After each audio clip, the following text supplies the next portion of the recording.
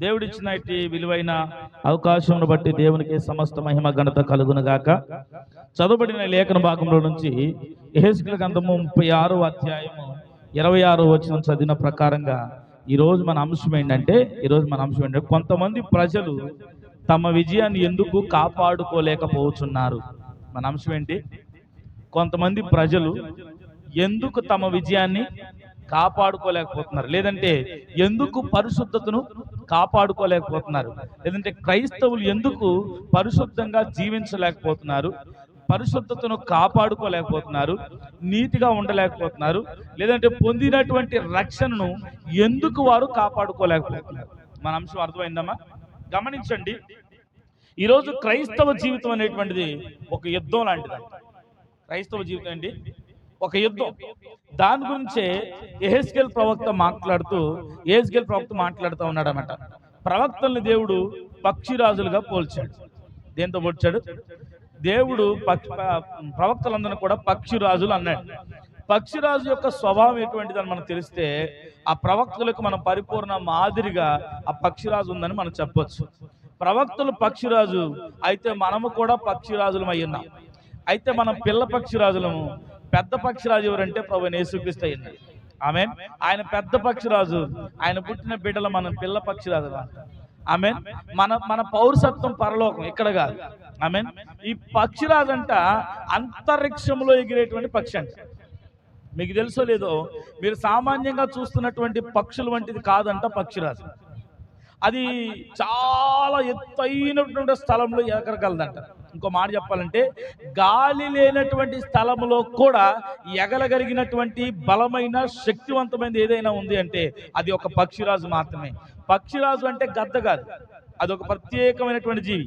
మీరు గద్దను పక్షిరాజు అనుకునేవారు. గద్ద వేరు, పక్షిరాజు వేరు. ఆమేన్. పక్షిరాజు ఒక బలమైనటువంటి జీవి అంట. అది శత్రువును ఓడించేటువంటి విధానం ఏంటో తెలుసా? శత్రువుని ఎలా ఓడించో తెలుసా? చూడండి, పక్షిరాజు అంట ఆకాశంలో ఎగురుతున్నప్పుడు అంట కాకులు లాంటి అంట పక్షిరాజును పొడుస్తూ ఉంటాయి అంట. నేను చెప్పిన మాట అర్థమైందా? ఏం చేస్తాయి కాకులు? పక్షిరాజును పొడుస్తూ ఉంటాయి అంట. వీపు మీద కూర్చొని పొడుస్తా అంటే మనకు వెన్నుపోటు వెనక నుంచి వస్తుంది, ముందు నుంచి వస్తే వెనక నుంచి వద్దా? వెనక నుంచే వస్తుంది పోటు అంతా. కాబట్టి పక్షిరాజునంట వీపు మీద కూర్చొని ఆ కాకి పొడుస్తూ ఉంటే ఆ పక్షిరాజు అంట కనీసం సయ్యమనిగా అనేది కాదంట. తన బలమైన రెక్కలతో ఎదిరించుకునే ప్రయత్నం కూడా చేసేది కాదంట. కారణం ఏంటంటే ఆ పక్షిరాజు ఆ కాకిని ఎలా చంపేదో తెలుసా? అలాగే ఉంటూ అంట అది ఎత్తైనటువంటి స్థలంలోకి ఎగిరేదంట. నేను చెప్పిన మాట అర్థమైందా? తన ఉన్న స్థానంలో నుంచి అది పైకి ఎగిరేదంట. అది తన స్థానంలోకి వెళ్ళేదంట. ఆమేన్. తన ఉన్న స్థానంలో నుంచి తన ఉన్న స్థానంలోకి వెళ్ళి తాను నివసించే స్థలంలోకి ఎప్పుడైతే పక్షిరాజు ఎగటం మొదలుపెట్టిందో వెంటనే అప్పటికప్పుడు ఆ వెనక ఉన్నటువంటి కాకంట తునాతునకలై చచ్చి కింద పడేది. నేను చెప్పిన మాట అర్థమైందా? అంటే పక్షిరాజు పైకి ఎగురుతున్న కొలది తన స్థానంలోకి వెళ్ళినప్పుడు, ఆమేన్, తన స్థానంలోకి వెళ్ళినప్పుడు ఈ వీపు మీద ఉన్నటువంటి కాకి, వెన్నుపోటు పొడుస్తున్న కాకి ఏదైతుందో, విమర్శిస్తున్న కాకి ఏదైతుందో, నిందలేస్తున్న కాకి ఏదైతుందో, అలా అవమానపరుస్తున్న కాకి ఏదైతుందో ఆ కాకిని ఏమనకుండా, ఒక్క మాట వెదురు మాట్లాడకుండా, ఒక్క తిట్టు తిట్టకుండా ఏం చేసిందంటే తన స్థానంలోకి తీసుకెళ్ళిందంట. తన ఉన్నతమైన శిఖరంలో తీసుకెళ్ళిందంట. ఎప్పుడైతే తాను నివసించే ఆ ఉన్నతమైన శిఖరంలోకి తీసుకెళ్ళిందో అక్కడ గాలి ఆడక చచ్చి ఊరుకున్నాడు. అందుకోసమే సంగమా, మనము కూడా ఎవరైనా మన అవమానిస్తూ ఉంటే, ఎవరైనా మన నిందిస్తూ ఉంటే, ఎవరైనా మన తప్పు పడతా ఉంటే అనవసరంగా వారితో మాటలు కలిపి నీ జీవితాన్ని పాడు చేసుకొని నీ సాక్ష్యాన్ని పాడు చేసుకోవడం కంటే నువ్వేం చేయాలంటే తెలుసా? నీ ఉన్నతమైన శిఖరంలోకి, నీ స్థానంలోకి, ఆ పరిశుద్ధాత్మ అభిషేకంలోకి ఆమెను తీసుకొస్తే ఆడే సచ్చు. నేను చెప్పిన మాట అర్థమైందా? పక్షిరాజు ఏం చేసేదంట? పక్షిరాజు ఏం చేసేది? ఇక్కడ నింద జరుగుతుందని, ఇక్కడ అవమానం జరుగుతుందని ఆ నిందించేవారిని, అవమానించేవారిని పైకి తీసుకెళ్ళేదంట. ఏం చేయకుండా బడి చచ్చేవాడు. నేను చెప్పిన మాట అర్థమైంది? అందుకోసమనే నీవు నీ శత్రువుని ఏం చేయని అవసరం లేదు. నువ్వు నీ శత్రువు గురించి చింతపడాల్సిన అవసరం లేదు. నీవు నీ శత్రువు గురించి బాధపడాల్సిన అవసరం లేదు. నీవు పరిశుద్ధాత్మకు అప్పగించుకొని పరిశుద్ధాత్మ నాయకత్వం కింద ఆ పరిశుద్ధాత్మలో కనుక నువ్వు జీవిస్తే ఆటోమేటిక్ నీ శత్రువు ఓడిపోతాడు. అర్థమవుతుందమ్మా? శత్రువు ఓడిపోతాడు. అంత మాత్రమే కాదు, పక్షిరాజు యొక్క గుణం ఏంటంటే అది ఎంత ఎత్తుకెళ్తే అంత స్పష్టంగా చూడగలదు అని చెప్పిన మాట అర్థమైందా? పక్షిరాజు యొక్క గుణం ఏంటి? అది ఎంత ఎత్తుకు ఎదిగితే, అది అంత ఎత్తుకు ఎగిరితే కింద ఉన్నటువంటి విషయాల్ని అంత స్పష్టంగా చూడగలదంట. అందుకే దాని శరీరానికి అటువంటి కళ్ళు అమర్చాడు. అందుకోసమనే దేవుడు అంటాడు, దేవుని ప్రవక్త అంటాడు, ఈ ప్రవక్తలంట దేవుని కళ్ళు లాంటి వాళ్ళు అవునా. అందుకోసం నా కనుగుడ్డు ముట్టివాడిని నేను ఎంత మాత్రం ఊరు పెట్టను. అందుకోసం ప్రవక్తలు దేవుని యొక్క కనుగుడ్లు అంటారు. అర్థమవుతుందా? ఈ పక్షిరాజు శరీరానికి తగినట్లుగా దాని కళ్ళు అమర్చాడంట దేవుడు. అందుకోసమనే అది ఎంత ఎత్తుకెళ్తే అంత స్పష్టమైనటువంటి దర్శనాన్ని చూడగలదంట. ఆమేన్. అది దూరదృష్టి కలిగింది. అందుకోసం ప్రవక్తలు కూడా దూరదృష్టి కలిగిన వారంట. వారు ఆత్మలో పరవశం పొంది, ఆత్మలో తన్మయం పొంది, వారు పరలోకములోకి వెళ్ళి అక్కడుండి ఇక్కడ ఉన్నటువంటి సంగతులు చెప్పగలరు. చెప్పిన మాట అర్థమైందా? ఈ ప్రవక్తలు కూడా దూరదృష్టి కలిగిన వారంట. వారు ఇక్కడ ఏం జరగబోతుందో, రేపేం జరగబోతుందో భవిష్యత్ జ్ఞానాన్ని వారు ఆత్మలో పరవశం ఉంది. ఈ పక్షిరాజు ఎలాగైతే ఎత్తైన స్థలంలోకి వెళ్ళిద్దో వీళ్ళు కూడా పరలోకం వెళ్ళి అక్కడి నుంచి ఒక దర్శనాన్ని పొందుకుంటారట. రేపేం జరగబోతుంది, ఇప్పుడు ఏం జరుగుతున్నటువంటి విషయాలను ప్రవక్తలు స్పష్టంగా చెప్పగలరు. అదేనా? కాబట్టి ఒక పక్షిరాజును కనుక మనం బంధిస్తే అది ఏమీ చేయలేని పరిస్థితి. ఒక పక్షిరాజును కనుక మనం బంధించామనుకోండి ఒక బోన్లో, అదేం చేస్తుంది తెలుసా? ఎగరడానికి ప్రయత్నం చేస్తూ కూడా పైకే చూస్తాడు. ఎగరడానికి ఎదురు చూస్తూ ఆ రెక్కలు కొడుతూ తల దానికి తగులుతున్నప్పుడు కూడా దాని చూపు ఎలా ఉంటుందంటే పక్షిరాజు పైనే ఉంటుందంట. కాబట్టి మనం పక్షిరాజుగా ఉన్నప్పుడు మన చూపు కూడా పైనే ఉండాలంట. అందుకోసం ప్రభువారు అంటాడు, మీరు మొదట పైనున్న వెతకండి. మనం ఏమవుతుంది తెలుసా? ఈరోజు నాటి కూడు చెప్పండి, ఈరోజు కూడు చాలు. ఈరోజు కడుపు నిండిందా? లేదు. ఈరోజు మంచి వస్త్రం కట్టుకున్నామా? లేదు. ఈరోజు అందరికంటే ఘనంగా ఉన్నామా? లేదు. రేపు ఏంటి మనకు అనవసరం. మళ్ళీ దీనికి వాక్యాన్ని అడ్డం పెడతారు. రేపు ఏమి సంభవించునో ఎవరికీ తెలియదు కనుక రేపు గురించి మాకు అవసరం లేదు. మళ్ళీ రేపుడు గురించి ప్రభువారు అన్న అసలు ఈ లోక సంబంధమైన వాటిని ఏది చూడొద్దు అన్నాడు. పైన వెతకమన్నాడు. పైన పొరపాటున అసలు పైన ఏంటో మనకు తెలిస్తే ఎతకడానికి. ఏనాడైనా తెలిస్తే కదా ఎతకడానికి. ఇంట్లో భర్త ఎక్కడ డబ్బులు పెట్టాడో ఎతుకుతాం, అమ్మ ఎక్కడ దాచిందని ఎతుకుతాం, తినటానికి ఏమున్నాయని వంటగదిలోకి వెళ్ళి ఎదుగుతాం. ఎందుకు? వంట అని తెలుసు కాబట్టి. అక్కడ ఏముంటాయో తెలిస్తే ఎత్తుకే మనసు మనకు అర్థం. ఎంతసేపు ఎక్కడేం కావాలి, ఇల్లు కట్టుకుందామా, పెళ్లి చేసుకుందామా, లేదంటే ఇంకోటి ఇదే పని. శాశ్వతము కానటువంటి వారి కొరకు మనం ఆలోచన చేస్తాం. శాశ్వతమైన దాని కొరకు మనం ఆలోచించట్లా. శాశ్వతమైన దాన్ని ఎదికే ప్రయత్నం చేయట్లా. శాశ్వతమైనది ఒకటి ఉంది, దాన్ని మనం వెతకాలి, దానిని మనం పొందుకోవాలి. పక్షిరాజులు అంట దూరదృష్టి కలిగిన అంట, ప్రవక్తలు కూడా దూరదృష్టి కలిగిన వారంట. ఇంకో మాట చెప్పాలంటే పక్షిరాజుకి ఏది సాటి రాదంట. పక్షిరాజు దేనితో పోల్చుకోదంట, దేనికి సాటి రాదంట. ఎందుకంటే పక్షిరాజు యొక్క ఆ నిర్మాణం వేరంట. ఆమేన్. కాబట్టి క్రైస్తవుడు ఎవరితో పోల్చుకోవడానికి వీలు లేదు. నిన్ను దేవుడు ఒక ప్రత్యేకంగానే నిర్మించుకున్నాడు, ఒక ప్రత్యేకమైన ఉద్దేశంతో సృజించుకున్నాడు. నీకులాగా నువ్వు మాత్రం ఉండగలవు కానీ ఇంకెవడు ఉండలేడు. అందుకోసమనే నీ ఏలుముద్ర నీకు మాత్రం ఉంటుంది, ఇంకొకరికి ఉండదు.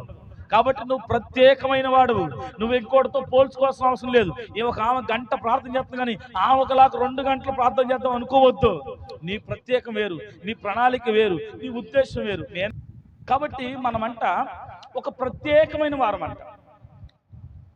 మనం ఎవరితో పోల్చుకోకూడదు. నేను అలాగ ఉండాలి, నేను వారిలాగా ఉండాలి, నేను వీళ్ళలాగా ఉండాలి అని పోల్చుకోకూడదండి. నేను కూడా వాళ్ళలాగా ఉండాలి, వీళ్ళలాగా ఉండాలి, ఆ సేవకు మీద అభిషేకం రావాలి, ఈ సేవకు మీద అభిషేకం రావాలని ప్రార్థన చేస్తున్నప్పుడు ఒక గొప్ప దైవజనుడు ప్రసంగిస్తున్నప్పుడు నేను విన్నాను. ఆ విన్నప్పుడు నా ఆలోచన మార్చుకున్నాను. ప్రభా, నేను వాళ్ళలాగా వీళ్ళలాగా కాదు, నా కొరకు నీ చిత్తం నెరవేర్చబడాలి, నా పట్ల నీ చిత్తం నెరవేర్చబడాలి, నా పట్ల నీ ఉద్దేశం, నీ ప్రణాళిక నెరవేర్చబడినట్లుగా నన్ను ఎందు కొరకైతే నియమించుకున్నావో, ఏ విధమైన అభిషేకంతో నన్ను పిలుచుకున్నావో ఆ విధముగానే నేను నడిపించబడాలి, ఆ విధంగా నేను పని చేయాలి ప్రభు అని ప్రార్థన చేశాను. దేవుడు అద్భుతమైనటువంటి కృపతో కొన్నిసార్లు ఆ కళ్ళంటి నీళ్లు కూడా వస్తే ఎందుకు పనికి రానటువంటి వారిని ఇంత ఘనంగా దేవుడిని వాడుకుంటున్నందుకు. ఎందుకు ఈ మాట చెప్తున్నాడు సంగమా? ఇక్కడ కూర్చున్న మీరెవరు కూడా సామాన్యమైతే కాదు. మీరెప్పుడు సామాన్యవారు అని తెలుసుకుంటారంటే, మీరెప్పుడు బలహీనలు అనుకుంటారంటే, ఒకరితో పోల్చుకున్నప్పుడు మీరు బలహీనలు అవుతారు. నీ పక్కనున్న వారితో, నీ ఎదురు వారితో నువ్వు పోల్చుకుంటే నువ్వు బలహీనుడు అవుతావు. నీకంటే బలవంతుడు చూసినప్పుడే నువ్వు బలహీనుడు అవుతావు. కానీ నువ్వు ఎట్లా ఉన్నా ఒక ప్రత్యేకమైన వాడువని దేవుని దృష్టిలో నీ పట్ల ఒక ఉద్దేశం ఉంది కనుక నువ్వు తెలుసుకుంటే ఉన్నతంగానే జీవిస్తావు, ఉన్నత విలువలు కలిగే జీవిస్తావు. నీ మీద ఉన్న అభిషేకం ఏంటో నీకు అర్థమైతే, నీ మీద ఉన్నటువంటి దేవుని యొక్క ప్రణాళిక ఏంటో నీకు అర్థమైతే, దేవుని యొక్క పిలుపు ఏంటో నీకు అర్థమైతే, దేవుడు ఎందుకు నిన్ను జగత్ పునాదులు వేయబడక ముందే రూపించుకున్నాడో, ఆయన పిండముగా నీ తల్లి గర్భంలో పంపించాడో సంగతి నీకు అర్థమైతే, నువ్వు లోకంలో ప్రత్యేకంగానే జీవిస్తావంట, లోకం అంటకుండా జీవిస్తావంట. పక్షిరాజుకి ఏది సాటి. ఇంకో మాట చెప్పనా, నేను పక్షిరాజుని కదా అని చెప్పేసి తేనెటీగలాగా డ్రీమని వెళ్దామంటే కుదరదు. స్తోత్రం చెప్పండి. అర్థమైందా? తేనెటీగే, పక్షిరాజు. నేను పావురాను కదని కాకులాగా జీవించింది అనుకో, పావురం ఏం చేసేది? సచ్చూరు. ఎందుకు? పావురంలో చేదు లేదు, కాకిలో. ఇప్పుడు పావురం కాకిలాగా ప్రవర్తించుకోరింది అనుకో, చచ్చిపోతుంది. అలాగే కాకి పావురంలాగా ఉండలేదు.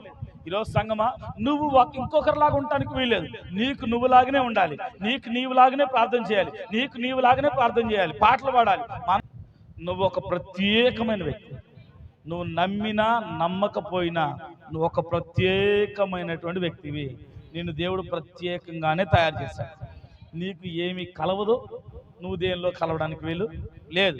నువ్వు ఎంత ఉన్నతంగా జీవించగలవో, ఎంత ప్రత్యేకంగా జీవించగలవో అంత బాగా దేవుని యొక్క ఉద్దేశాలు నీ మీద నెరవేర్చబడతాయి.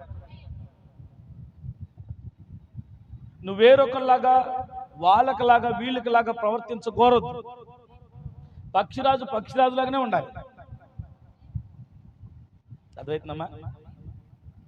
ఎవరు వారిలాగే, ఎవరి స్థానం వారిది. అదవుతుంది, ఎవరి స్థానం వాళ్ళు.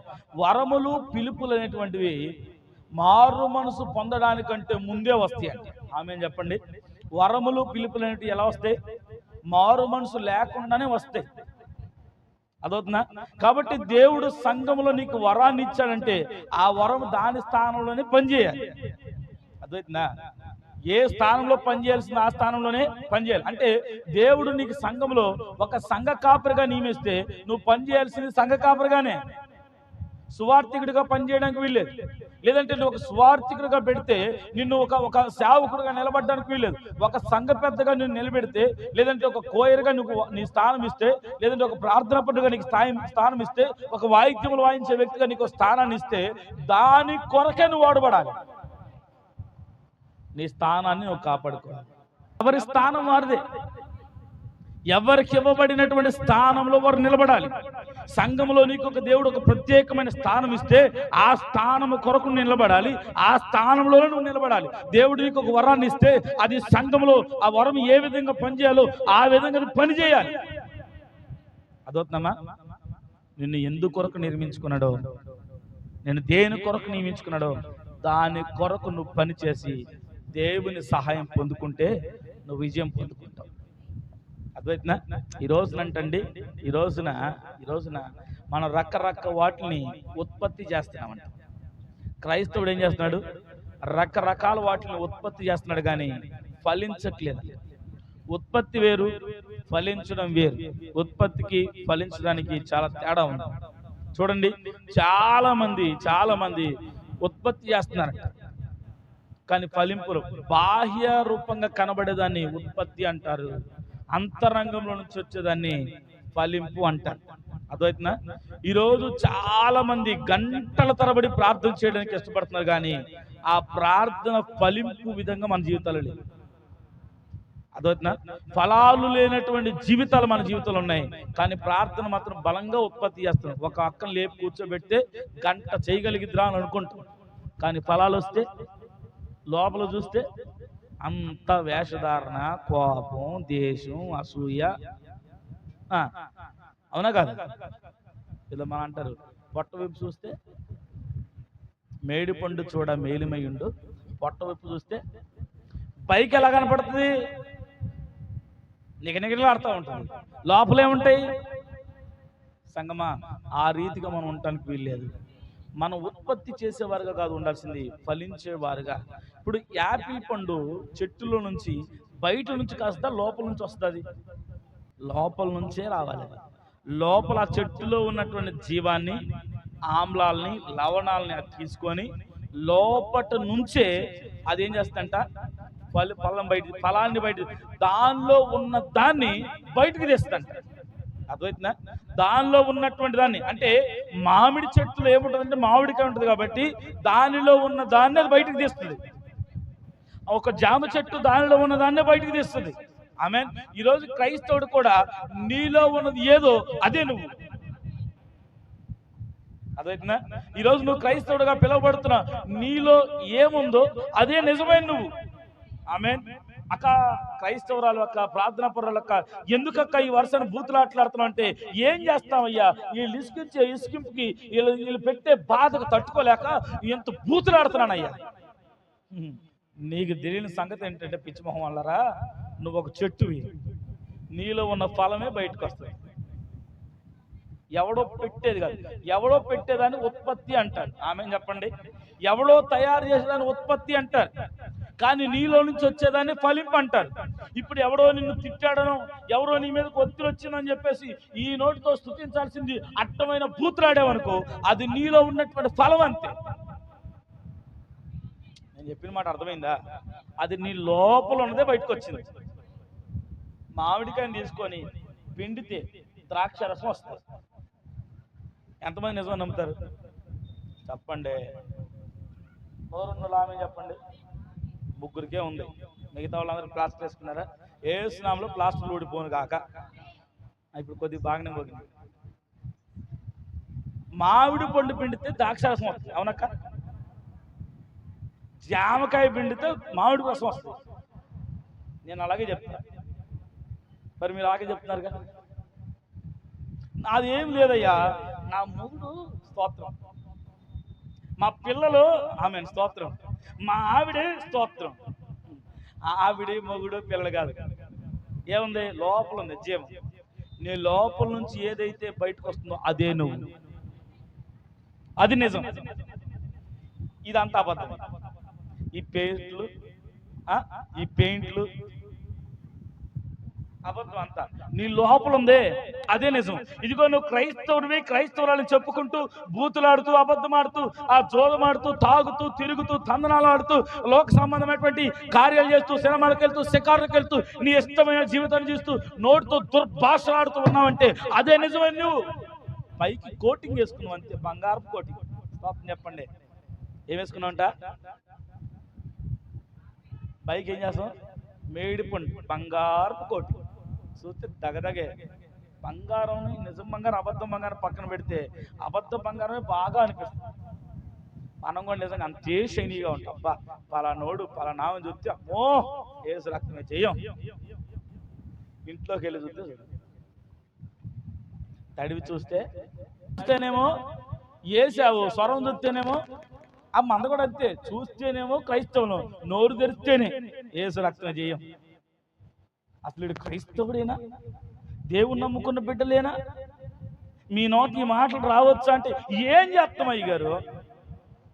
మళ్ళీ అయ్యగారిని చూస్తే స్తోత్రం స్తోత్రం స్తోత్రం స్తోత్రం. ఏం చెప్తున్నాను? కాబట్టి నీలో ఏం ఫలించాలి? నువ్వేమి ఉత్పత్తి చేస్తున్నావు? నీలో ఏ ఫలాలు వస్తున్నాయి? అదే నీవై ఉంది. సంగమా, నువ్వు దేవుని మందిరానికి వస్తూ ప్రార్థన చేస్తూ వాక్యం వింటూ నీలో గనక లోక సంబంధమైన శరీర కార్యాలను గనక నువ్వు బయలుపరుస్తున్నావంటే, శరీర కార్యాలు నీలో నుంచి బయటకు వస్తాయంటే అదే నీవు. అంటే ఇంక నీకు తిరిగి జన్మించిన అనుభవం లేదు. అదేంటన్నా, నేను బాప్తీసం తీసుకున్నాను కన్నా, నేను బాప్తీసం తీసుకొని ప్రభు వాళ్ళలో చేయవేస్తాను కదా అని అంటే అది కాదు. నువ్వు అసలు ఇదే. నీలో నుంచి ఏది బయటకు వస్తుందో, నీలో నుంచి ఏ జీవం అయితే బయటకు వస్తుందో అదే నిజమైన నీవై ఉన్నావు. ఈరోజు నీలో నుంచి ఏమొస్తుందో నువ్వు అర్థం చేసుకోవాలి. యేసుక్రీస్తు ప్రభువారు కల్వరి శిలువలో మరణించి మనం చేస్తున్న యుద్ధాన్ని ఆయన జయించాడు. మనం చేస్తున్న యుద్ధాన్ని ఏం చేశాడంట, మనం ప్రతిరోజు పోరాటం చేస్తున్నామంటే ఏం చేస్తున్నాం? మనదొక యుద్ధ భూమి అంటే. ఈ తల ఏంటిది? ఇది ఒక యుద్ధ భూమి. దీనిలో ఎప్పుడు పోరాటాలే జరుగుతూ ఉంటాయి. ఎప్పుడు నీతికి అనీతికి, నిజానికి అబద్ధానికి. చూడండి, ఎప్పుడు పోరాటం జరుగుతుంది. పవిత్రకి అపవిత్రతకి ఎప్పుడు పోరాటం జరుగుతూనే ఉంటుందంట. కొన్నిసార్లు మన హృదయం బయటకు వెళ్ళినప్పుడు ఇదిగో అపవిత్రమైన వాటిని చూస్తున్నప్పుడు లోపల అంతరంగం చెప్తుంటే ఇదిగో మనం దాన్ని చూడడానికి వీలేదు, పోరాటం. ఇదిగో కొన్నిసార్లు మనం అపవిత్రమైన స్థలంలోకి వెళ్తున్నప్పుడు దేవుని ఆత్మ లోపల నుండి చెప్తూ ఉంటుంది, వెళ్ళకూడదు, ఆ సహవాసం చేయకూడదు, అటువంటి ప్రవర్తనలకు వెళ్ళకూడదు. ఇదిగో మా దుష్ట సాంగత్యం మంచి నడవడికను చేసేది కనుక ఒక మంచి సహవాసం నీకు ఉండాలి, మంచి స్నేహితుడు నీకు ఉండాలి అని లోపల ఆత్మ చెప్తుంటే ఏం కాదులే అని ఇంకొక ఆత్మ చెప్తూ ఉంటుంది. ఈ రెండింటి మధ్యలో పోరాటంలో నువ్వు దేన్నైతే బలంగా ఉన్నావో దాన్నే నువ్వు గెలిపిస్తావు. దేని విషయంలో అయితే బలంగా ఉన్నావో, నువ్వు శరీర కార్యాల విషయంలో బలంగా ఉంటే ఆత్మను ఓడిస్తావు, నువ్వు ఆత్మలో బలంగా ఉంటే శరీర కార్యాలను ఓడిస్తావు. ఈరోజు నువ్వు దేని విషయంలో బలంగా ఉంటే అదే నీ జీవితంలో గెలుస్తుంది. నేను చెప్పిన సంగతి అర్థమైన సంగమా? కాబట్టి నీలో విజయం నిలిచి ఉండాలి అంటే, నీవు గెలవాలి అంటే, నీ పోరాటంలో నువ్వు గెలవాలంటే నీతో దేవుడు ఉండాలి, నీతో దేవుని సన్నిధి ఉండాలి, నీలో దేవుని ఆత్మ ఉండాలి. పరిశుద్ధాత్మ లేకుండా నువ్వు గెలవను లేవు, ఆ గెలుపు నిలుపుకోను లేవు. ఈరోజు మన పోరాటం దేంతో? పాపంతో పోరాడుతున్నాం, శరీర బలహీనతలతో పోరాడుతున్నాం. మనం దేంతో పోరాడుతున్నాం అంట? పాపంతో, శరీర బలహీనతలు, సాతానుగాడు శోధనతో మనం పోరాడుతున్నాం. అనేక రకాలుగా సాతానుగాడు మనం శోధిస్తూ ఉంటాడు. అనేక రకాలుగా నిన్ను తప్పు వైపు వెళ్ళడానికి, లోకం వైపు నిద్రడానికి అపవాదిగా నిన్ను శోధిస్తూ ఉంటాడు. రోగముల చేత నిన్ను కుదిపేస్తూ ఉంటాడు, అవమానాల చేత నిన్ను కుదిపేస్తూ ఉంటాడు. నిత్యము మన జీవితంలో పోరాటాలే. అయితే ఈ పోరాటాలు మనం విజయం పొందలేం. ఈ పోరాటాల్లో మనం ఏం చేయాలంట? విజయాన్ని పొందలేం. ఈ పోరాటంలో మనకు విజయం కావాలంటే ప్రభువుని కలిసినప్పుడే మన విజయాన్ని పొందుకుంటాం. ఆ కలవరసలో ఆయన మరణించిన మరణాన్ని కనుక మనం ఒప్పుకుంటే దానిలో ఉన్న జీవాన్ని పొందుకుంటాం. క్రీస్తుని గురించిన వార్త నశించిన వారికి ఎలా ఉంటుందంట? అదే క్రైస్తవుడికైతే చెప్పండి, జీవం. దేవుని అంగీకరించిన వాడికి ఏమో అది వెర్రితనం, దేవుని అంగీకరించిన వారికి అది జీవం. నీలో క్రైస్తవ్యంలో దేవుని కనుక అంగీకరించిన అనుభవం నీకుంటే, పరిశుద్ధాత్మ నడిపింపు కనుక నీకుంటే అది నీకు జీవమైంది. ఎప్పుడైతే కల్వరి శిలువను నువ్వు అంగీకరిస్తావో ఆ కల్వరి శిలువ నుంచి అంగీకరించే అంగీకారమే నీలోకి జీవంగా వస్తుందంట. ఆ జీవమే నేను విజయోత్సాహంతో నిలబెట్టిందంట. ఆమెన్. యేసుక్రీస్తు ప్రభువారు చనిపోయి తిరిగి లేచింది ఎందుకంటే నాకు జీవాన్ని ఇవ్వడానికి, నాకు పునరుద్ధానపు శక్తిని ఇవ్వడానికి, అపవాదిని ఓడించగలిగిన శక్తిని మనకు ఇవ్వడానికి దేవుడు మనకు తిరిగి లేచాడు. ఈరోజు నీకు శోధన వస్తే, ఈరోజు నీకు శ్రమ వస్తే తప్పించు ప్రభా, విడిపించు ప్రభా అని కాదు నువ్వు ప్రార్థన చేయాల్సింది. ప్రభా, దీన్ని జయించగలిగిన శక్తిని వయ్యా, నీ పునరుద్ధానపు శక్తి నాకు దయచే ప్రభా అని ఎప్పుడైతే దాని శోధన గురించి, శ్రమ గురించి నువ్వు ప్రార్థన చేస్తావో దేవుడు నిత్యముగా మరణాన్ని గెలిచిన దేవుడు అదే శక్తిని, అదే జయాన్ని దేవుడు నాకు అనుగ్రహిస్తాడు. దాని ద్వారా మనం జయించగలం. ఇక దేని ద్వారా మనం జయించలేము. నీ శోధనను జయించాలంటే నీలో పరిశుద్ధాత్మ ఉండాలి. నువ్వు అవమానాలను జయించాలంటే నీలో పరిశుద్ధాత్మ ఉండాలి. నీ నిందలను జయించాలంటే నీలో పరిశుద్ధాత్మ ఉండాలి. నువ్వు పరిశుద్ధాత్మను కలుసుకోవాలి. చెప్పండి, ఏం చేయాలి? ఒక వ్యక్తి ఎప్పుడైతే ప్రభువును కలుసుకుంటాడో అతడు ఒక విజయాన్ని పొందుకుంటాడు. ఈరోజు మనకు ఉన్నటువంటి సమస్యలను బాగొట్టుకోవడానికి మనం ఎవరెవరినో కలుస్తాం. విజయం వచ్చిందా? సమస్య పరిష్కారం వస్తుందా? విజయం అంటే సమస్యకు పరిష్కారం దొరకడం. చెప్పండి, సర్వమానవాళిపై ఉన్నటువంటి పాపం ఒక సమస్య, అదొక ముసుగు, అదొక సమస్య. ఇప్పుడు ఆ సమస్య యేసుక్రీస్తు ప్రభువారు చనిపోయి తిరిగి లేచి పరిష్కరించాడు. ఆమేన్. మరణాన్ని గెలిచి తిరిగి లేచాడు. సమస్య పరిష్కరించబడింది. ఇప్పుడు దాన్ని మనం అంగీకరిస్తే మన సమస్య కూడా పరిష్కరించబడుతుంది. మనకు శోధన రాదంటే వస్తుంది, శ్రమ రాదంటే వస్తుంది, నింద రాదంటే వస్తుంది. అయినా దానిలో విజయాన్ని ఇచ్చేది, మన ఓడిపోకుండా మన కాపాడింపజేసేది దేవుని ఆత్మ మాత్రమే. ఈరోజు నీవు నేను నమ్మి రక్షణ పొంది బాప్తిజం తీసుకోవడంతో ఆగిపోతున్నాం. చాలా మంది ఏం చేస్తున్నారండి, నేలలో నమ్ముతున్నారు, పాప క్షమాపణ పొందుకున్నారు, మారు మనసు పొందుకున్నారు, బాప్తిజం తీసుకున్నారు, ప్రభుల బలలో చేయి వేస్తున్నారు, అంతటితో ఆగిపోతున్నారు. కానీ అంతకంటే గొప్పది పరిశుద్ధాత్మ. అది పొందుకునే విషయంలో మాత్రం వెనక్కి జారిపోతున్నారు. కాబట్టి రక్షణ పొంది బాప్తిజం తీసుకొని బల్లలో చేయి వేసి కూడా మరలా వెనక్కి వెళ్ళిపోతున్నారు. మరలా పాత స్వభావం వస్తుంది, మరలా పాత విధానాలే, పాత సహవాసాలే నీ జీవితంలోకి వస్తున్నాయి. కారణం ఏంటంటే పరిశుద్ధాత్మ సహవాసం నీకు లేదు. అందుకోసమనే ఈ యెహెజ్కేలు ప్రవక్త ద్వారా దేవుడిచ్చినటువంటి, యెహెజ్కేలు ప్రవక్తకు చూపించినటువంటి నూతన ఆత్మను మీకు ఇవ్వబోతున్నాను. యెహెజ్కేలు ప్రవక్త ఎప్పుడో కలిగిన దర్శనం, ఎప్పుడో చూసినది ఈ కాలానికి సరిపోయింది. అదైనా ప్రవక్తలు దూరదృష్టి కలిగిన అని చెప్పా కదా, ఎప్పుడో చూసినటువంటి ప్రవక్త యొక్క దర్శనం, ఆయనకు దేవుడు ఇచ్చినటువంటి మాట, అది ఈ కాలానికి సరిపోయిందంట. ఈరోజు దేవుడు నూతన హృదయమును, నూతన ఆత్మను మీకు ఇస్తున్నా అంటున్నాడు. ఇది ఈరోజు మనకు అవసరం. ఎప్పుడు నూతన హృదయము, నూతన ఆత్మ మనకు వస్తుందంటే సంఘము తిరిగి జన్మించినప్పుడే. తిరిగి జన్మించే అనుభవం నీకు లేకపోతే నీవు నూతన ఆత్మ, నూతన హృదయం నీకు ఇవ్వబడతాడు.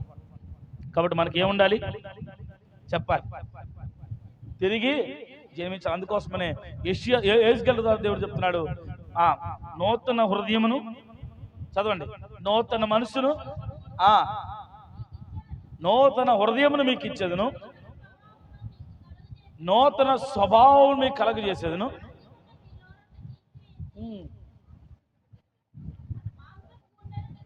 చాలు ఏంటంటే రాతి గుండెని మీలో తీసాలి.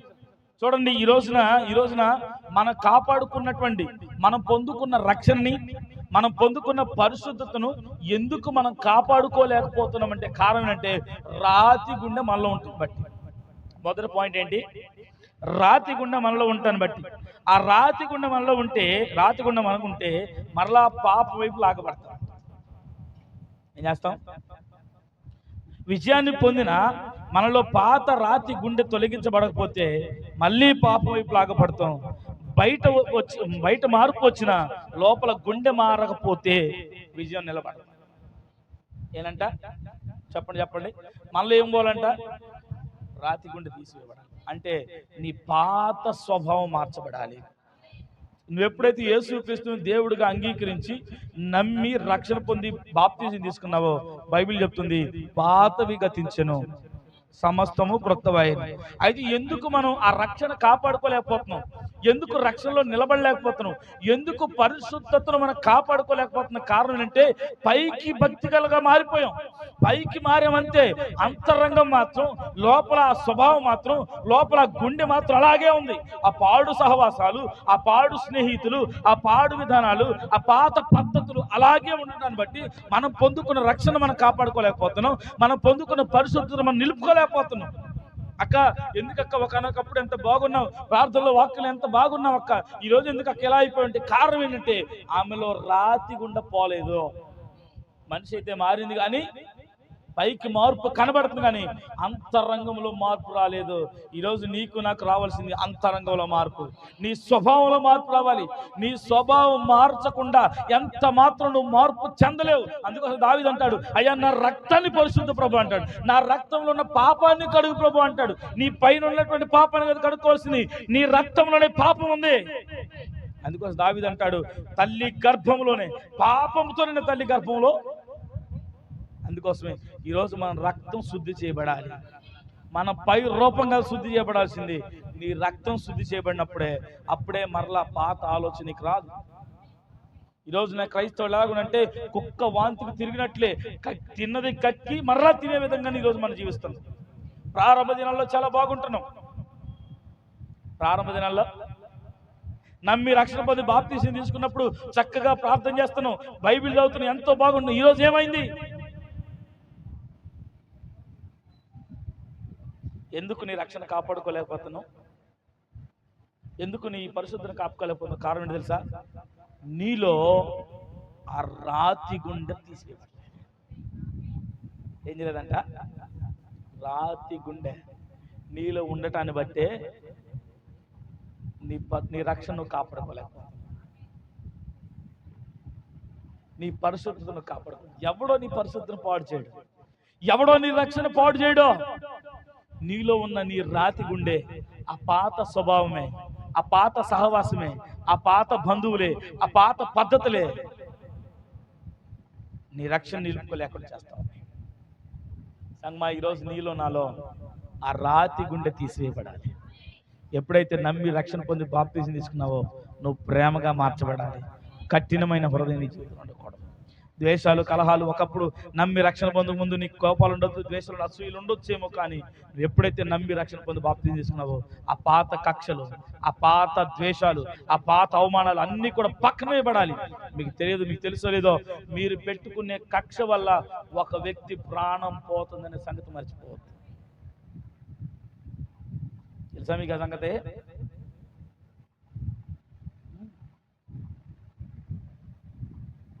గతంలో పాత చర్చిలు అనేవాళ్ళు, మా వాళ్ళు ఇక్కడ ఉన్నవారు కొంతమంది ఉన్నారు, పాత చర్చిలు అనేవాళ్ళు ఒక సహోదరి ఇంట్లో పెట్టేవాళ్ళు. ఒక అక్క వాళ్ళ ఇంట్లో పెట్టినప్పుడు అనేవాళ్ళు, అక్క వాళ్ళ ఇంట్లో పెడితే మేము రావనేవాళ్ళు. అక్క వాళ్ళ ఇంట్లో నన్ను ఆదరించింది, నన్ను హక్కును చేర్చుకుంది, చక్కగా నాకు స్థలం ఇచ్చింది, మిగతా ఎవరు ఇవ్వలేదు, కానీ ఆమె మాత్రం నాకు ఇచ్చింది.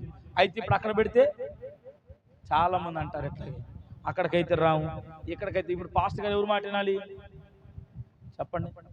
ఎవరు మాట వినాలి? అక్కడికైతే రామని చెప్పిన వాళ్ళ మాట వినాలా, లేదంటే ఇచ్చిన ఏం మాట వినాలా? ఎంత గొప్పోళ్ళు అంటే మీరు బాగానే ఉంటారు, పాస్టర్ గారు మొత్తం ఇలా కట్టంలో పెడతారు. చెప్పండి, కాదా? గొప్పోళ్ళమ్మ మీకు. మీరు తండ్రికి వస్తారు, మధ్యలో ఎవరు పెడతారు? మీరు తిట్టుకుంటారు, మధ్యలో ఎవరు పెడతారు? చెప్పండి. పాస్టర్ గారు వాళ్ళ పక్షాన్ని మాట్లాడతాడా?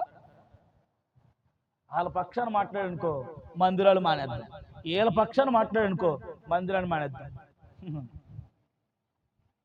నీ కక్ష, నీ కోపం, నీ ద్వేషం ఒక వ్యక్తిని మందిరం రాకుండా చేస్తుందంటే వాడు నశించి నరకం పోతే, వాడు చచ్చిపోతే చెప్పండి ఎవడ బాధ్యుడు?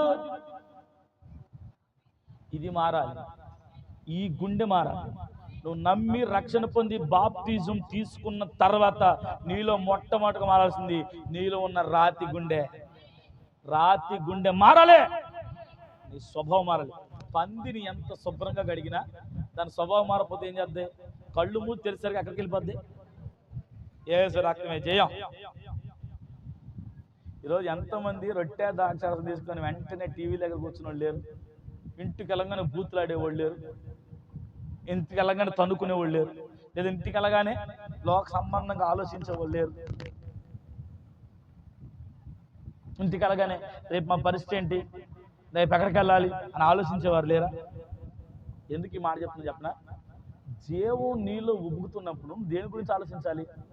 ఆయన జీవజల పూట, ఆయన తాజా మన్నా, అరణ్యములో ఇశ్రాయేలు పోషించిన దేవుడు మన్నా ద్వారా పోషించిన ఆ మన్నా అంట దేవదూతలు తినే ఆహారం అంట.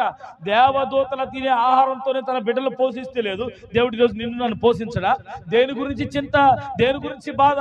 నీ చింత యావత్తు దేవునిపై పెట్టనే మాట ఎందుకు మరిచిపోయావు? నీలో జీవం ఉబ్బకాలి. ఆమేన్. నీళ్ళేమన్నారంట? ఎందుకు ఈరోజు మన విజయాన్ని కాపాడుకోలేకపోతున్నాం? ఎందుకు మన పరిశుద్ధతను కాపాడుకోలేకపోతున్నాం? ఎందుకు మన రక్షణ మనం కాపాడుకోలేకపోతున్నాం? ఎప్పుడైతే నీ సహోదరుని చూసి అతడు వ్యర్థుడు అని ఎప్పుడైతే నువ్వు అంటావో ఆ రోజే అతను నరహత్య చేసినట్లు అంట. మరి బాప్తిజం పొంది ఏంటి లాభం? రక్షణ పొంది ఏంటి లాభం? కాపాడుకోగలుగుతున్నావా? చెప్పండి అమ్మా. ఈరోజు కాపాడుకోలేనటువంటి అనుభవం నీకుంటే ఈరోజు ఒక ప్రార్థన చేయి, ప్రభా నాలో రాతి గుండె తీసివేనైనా, నా భర్తను ప్రేమించలేని మనసు నాకుందయ్యా, నా భార్యను ప్రేమించలేని మనసు నాకుందయ్యా, నా శత్రువును కూడా ప్రేమించలేని మనసు నాకుందయ్యా. నాలో ఉన్న రాతి గుండె తీసే ప్రభా, నూతన ఆత్మను, నూతన మనసు నాకు దయచే ప్రభా అని ప్రార్థన చేయి.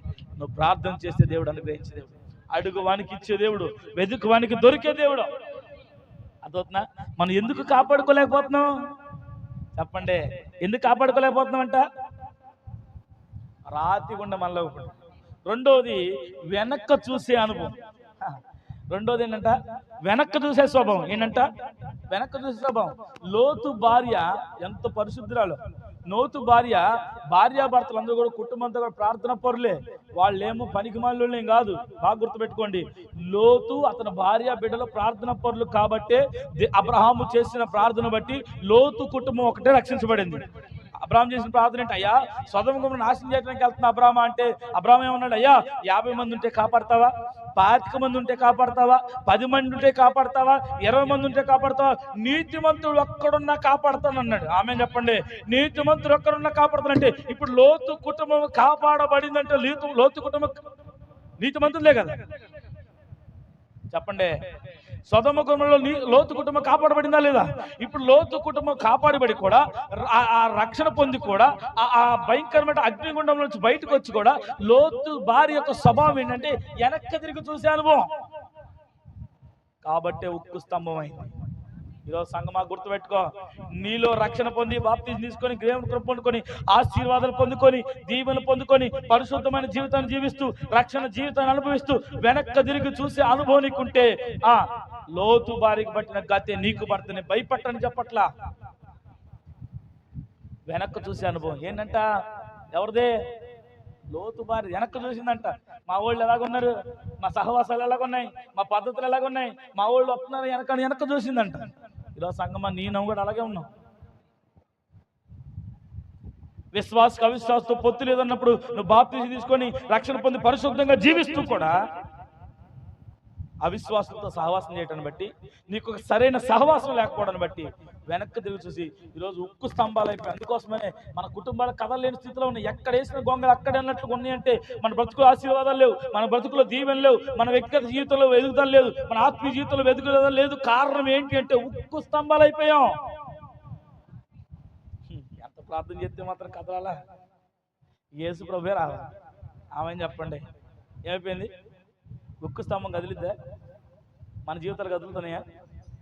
అయ్యగారు ఎంత బల్లగొద్దు వెళ్ళినా బల్లగొద్ద పగలాల్సిందే తప్ప మన బ్రతుకులు మారి ఎక్కడ వేసిన గొంగలు ఆ పాత పద్ధతులే, ఆ పాత అలవాట్లే, ఆ పాత సహవాసాలే, ఆ పాత పాత పాత.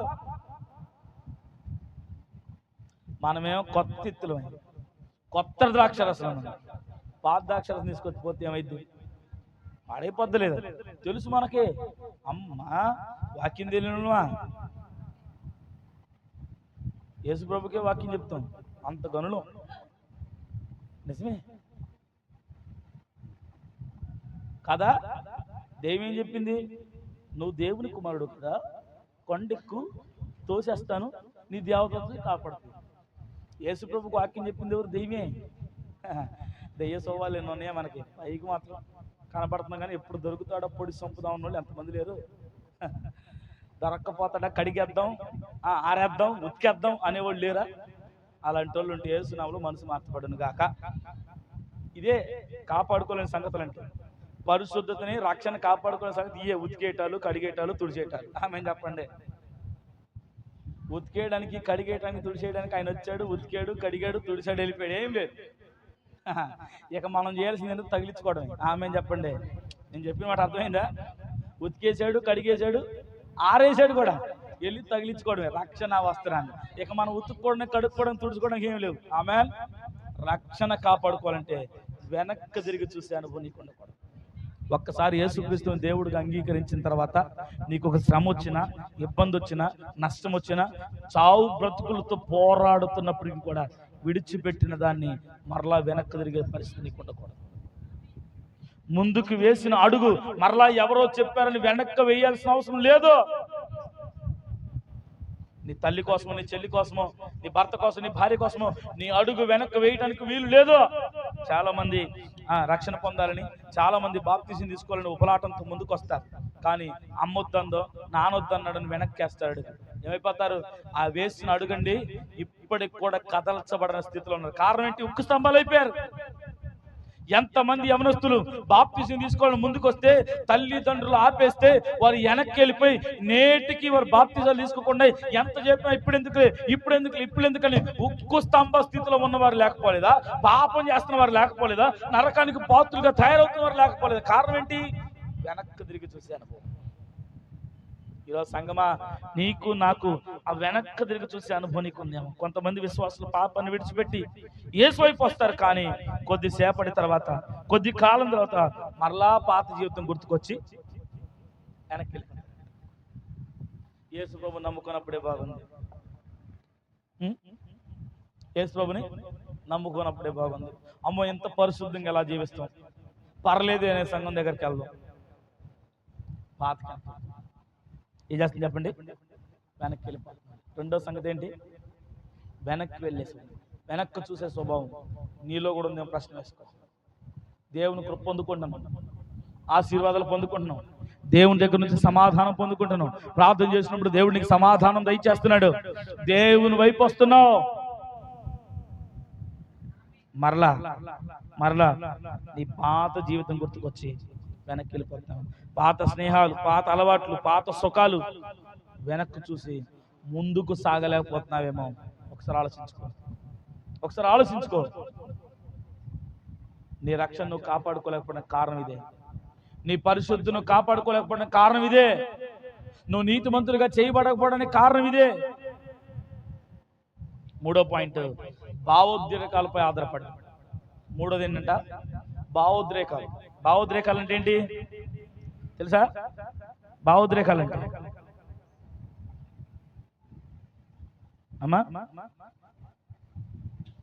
భావోద్రేకాలంటే ప్రార్థనలో ఆనందించడం, కంట తడి ఉత్సాహంగా.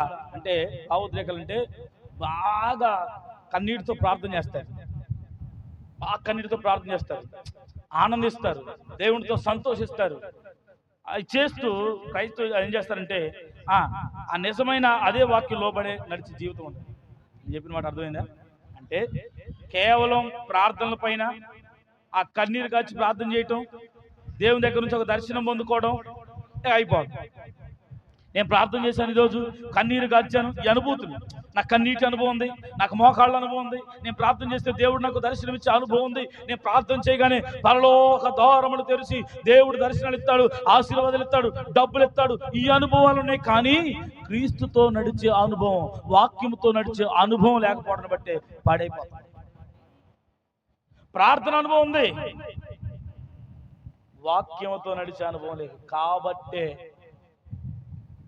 కాపాడుకోలేకపోతుంది, రక్షణ కాపాడుకోలేకపోతుంది, పరిశుద్ధతను కాపాడుకోలేకపోతుంది.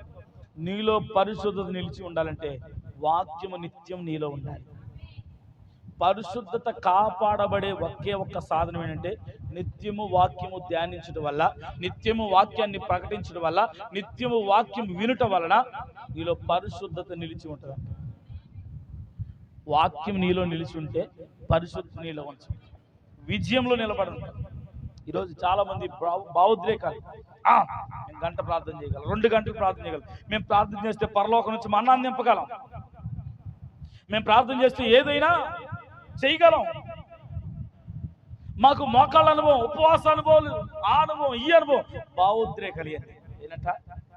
భావోద్రేకాలపై ఆధారపడటం వల్ల మన రక్షణ మనం కాపాడుకోలేకపోతున్నాం, మన పరిశుద్ధతను మనం కాపాడుకోలేకున్నాం, మన నీతిని మనం కాపాడుకోలేకపోతున్నాం, దేవునితో నిలిచే అనుభవం లేకపోతున్నాం. ఎందుకు పడిపోతున్న కారణం ఏంటి? ఈరోజు ప్రార్థన చేసే అనుభవాల్లో, ప్రార్థన చేస్తున్నటువంటి వారిలో ఎంతమందిలో పాపాలు లేవండి? ప్రార్థన చేసి పరలోకం నుంచి దర్శనం పొందుకున్న అన్నల్లో ఎంతమందిలో పాపం లేదో, చెడుతనం లేదు. కారణం ఏంటి? ప్రార్థన చేస్తున్నావుగా, దేవుని దగ్గర సమాధానం వస్తుందిగా, ఇంకా నీలో ఎందుకు పాపం నిలిచి ఉంది, ఇంకా ఎందుకు నీలో అవిధేయత నిలిచి ఉంది? కారణం ఏంటో తెలుసా? భావోద్రేకం. ప్రార్థన చేస్తున్నాగా, ప్రార్థన చేస్తే దేవుడు నాకు సమాధానం ఇస్తున్నట్టు, నేను పరిశుద్ధంగానే ఉన్నట్టు. ఈరోజు చిక్కు ఎక్కడ వచ్చిందంటే, వరం వస్తే పరిశుద్ధాత్మ వచ్చింది అనుకుంటున్నారు. వరం వస్తే పరిశుద్ధాత్మ కాదు, వరాలు పరిశుద్ధత లేకుండానే వస్తాయి. గుర్తుపెట్టుకోండి, మారు మనసు లేకుండానే వరాలు వస్తాయి, పిలుపులంతే. వరం ఉంటే పరిశుద్ధాత్మ కాదు, పరిశుద్ధాత్మ వేరు, పరిశుద్ధాత్మ వరాలు వేరు. ఎక్కడ ఎక్కడ ఎక్కడ మిస్ అవుతుందంటే భావోద్రేకాలు ఇవన్నీ.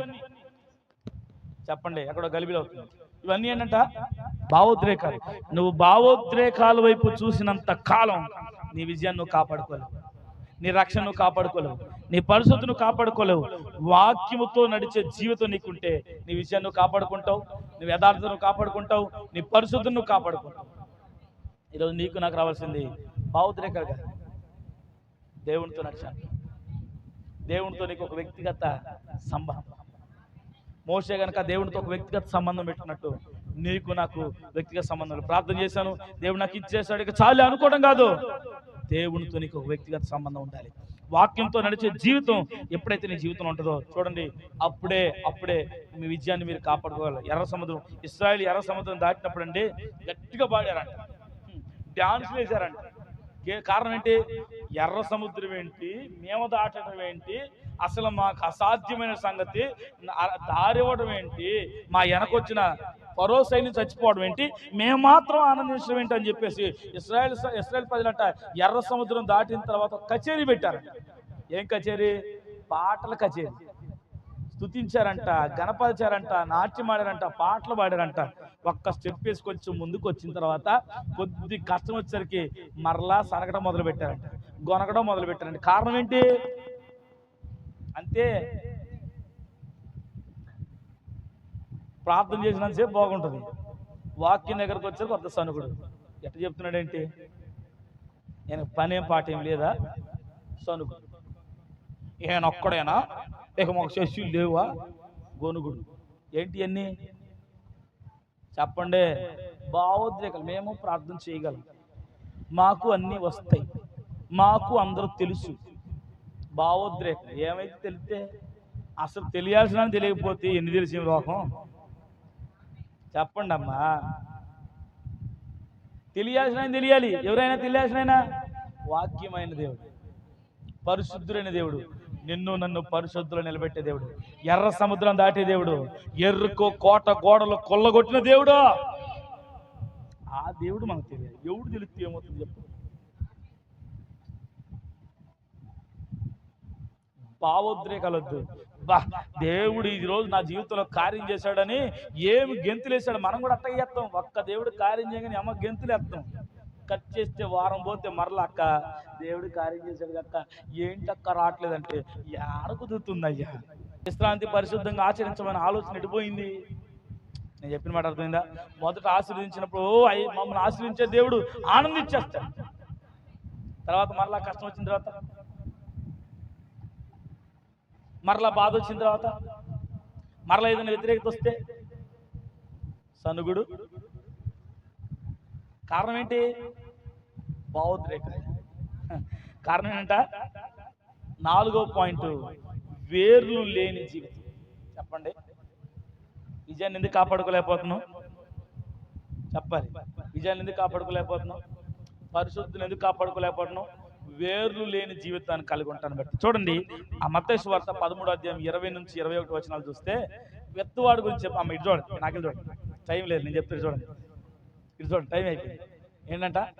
మత్తయి సువార్త ఇంటికెళ్ళి 13వ అధ్యాయం 20, 21 చూస్తే కొన్ని రాతి నిలబడ్డ విత్తనాలు ఉన్నాయంట. ఎక్కడ ఉన్నాయి? కొన్ని విత్తనాలు రాతి నిలబడ్డాయి అంటే వాటి వేర్లు లేనందున, ఆమె చెప్పండి, ఫలించిని, మొలకలు వచ్చినాయి, చెట్టు వచ్చింది, బాగానే ఉంది, పచ్చ కనబడుతుంది, కానీ వేర్లు లేనందున అది ఎండిపోయింది. ఈరోజు మన హృదయాలు కూడా రాతి నేలలాగుంటే ఎన్ని వాక్యాలు చెప్పినా పైకి మాత్రం కొంచెం బాగానే కనపడుతుంది. క్రైస్తవుల్లాగా ప్రార్థన అసలు లేకపోతే ఎండిపోతుంది. ఎండిపోయి ఎండ చేసి ఎండొస్తే, మనం ఎండిపోయి ఎండొస్తే దెబ్బకి ఎండిపోతుంది. తెలుసుగా ఎండ ఏంటో? బలమైన వాక్యం. గట్టిగా నీకు నచ్చిందని గట్టిగా బలగు చెప్పాను అనుకో, ఎండిపోయి అనుకో, నువ్వు ఇది చేస్తే తప్పు అన్నావు అనుకో, ఇక ఎండిపోతుంది. ఏసు రక్తమే చేయాలి. కారణం ఏంటి? ఏరు లేదు. నా మంచి కోసం చెప్పాడు, నా సేవకుడు, తండ్రి సమానుడు, కదరు. వేరు లేదు కాబట్టి ఈ మాటలు రావు. వేరుంటే అప్పుడు ఈ మాటలు. వేరుంటే నా తండ్రి సమానుడు, నా దైవజనుడు, నా కొరకు ఇవ్వబడిన వరం, నన్ను సరి చేయడానికి ఇచ్చాడు, పరలోక రాజ్యాన్ని పంపించడానికి ఇచ్చాడు. కాబట్టి సరి చేసుకున్న తండ్రి శిక్షకు లోబడిన వాడు మరణం తప్పించబడుతున్నాడు. కాబట్టి ఆయన శిక్షకు లోబడదాం అనుకుంటాం. వేరున్నాడు. వేరు లేని వాళ్ళు అయితే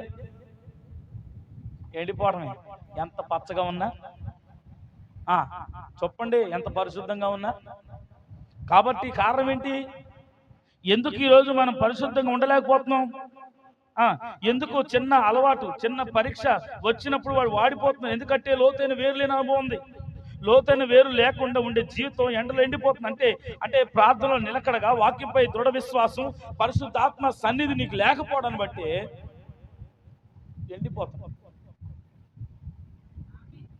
అదైతుందా? ఎందుకు కొనసాగించలేకపోతున్న భక్తి జీవితాన్ని చెప్పండి. చాలా మంది భక్తిలో వెనక్కి జారిపోతున్నారు. కారణం ఏంటి చెప్పండి? చక్కగా ప్రార్థనకు వచ్చేవాళ్ళు, చక్కగా బైబిల్ చదివేవాళ్ళు ఈరోజు వెనక్కి జారిపోతున్నారు. కారణం ఏంటి? కనుమరుగైపోతున్నారు. కారణం ఏంటి?